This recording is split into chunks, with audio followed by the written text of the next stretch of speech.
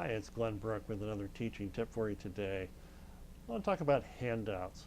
Handouts is in a lot of churches is very it's expected or it's the norm or people get all bent out of shape of how do I handle handouts? Do I do them? How sophisticated should they be? And I get people asking me questions about this. It's almost like there's a minor religious war about handouts, no handouts. Some people feel they're very distracting, and I think they can be.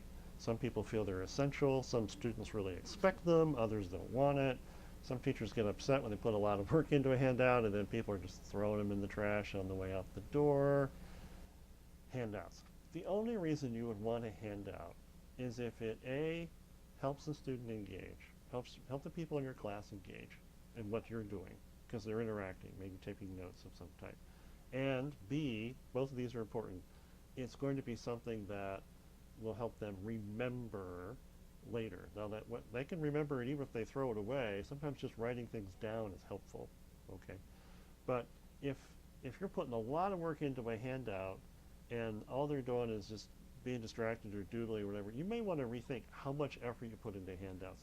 I think handouts are fine for key items, maybe a quote or two that you want to bring out. Maybe there's some like a map or some reference material you want to put out that would be hard to explain without the visual.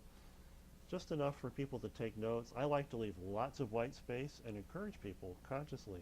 I will say, hey, these handouts are for you to take notes about what God is speaking to you about. But I also would encourage you not to put an enormous amount of effort into handouts. I generally think they are not worth a lot of your effort. A simple outline of the key points with places where people can fill in some information. I'm not a big fan of the fill in the blank. Some people really like that. So my basic message is if you're going to use handouts, do enough that they're effective. Don't do so much that they actually are counterproductive and ineffective. That's the deal with handouts. By and large, I think if you're teaching less material well, you don't need a handout at all. You shouldn't feel like you have to have one.